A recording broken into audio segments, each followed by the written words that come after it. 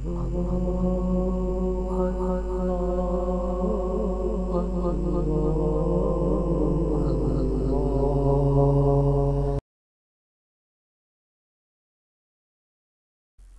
اللہ الرحمن الرحیم۔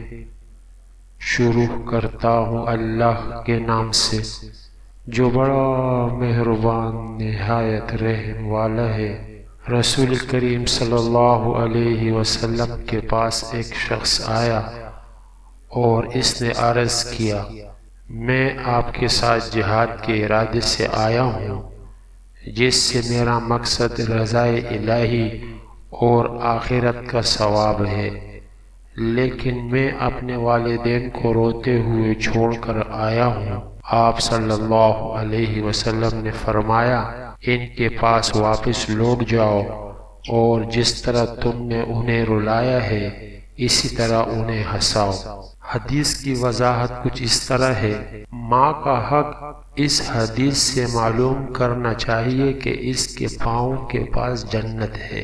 ماں کی خدمت کو آپ صلی اللہ علیہ وسلم نے جہاد پر مقدم رکھا۔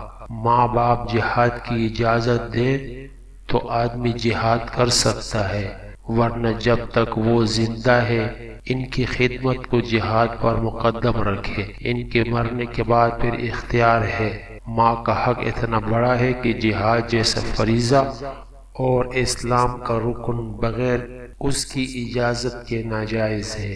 جلیل و قدر محترم بزرگ اویس کرنی رحمۃ اللہ علیہ اپنی بوڑھی ماں کی خدمت میں مصروف رہے اور نبی کریم صلی اللہ علیہ وسلم کی زیارت کے لیے نہ آ سکے، یہاں تک کہ آپ صلی اللہ علیہ وسلم نے وفات پائی۔ جو لوگ اپنے ماں باپ کو ستاتے ہیں، ان کو ناراض کرتے ہیں، وہ ان حدیثوں پر غور کریں۔ اگر ماں باپ ناراض رہیں گے تو جنت کا ملنا دشوار ہے۔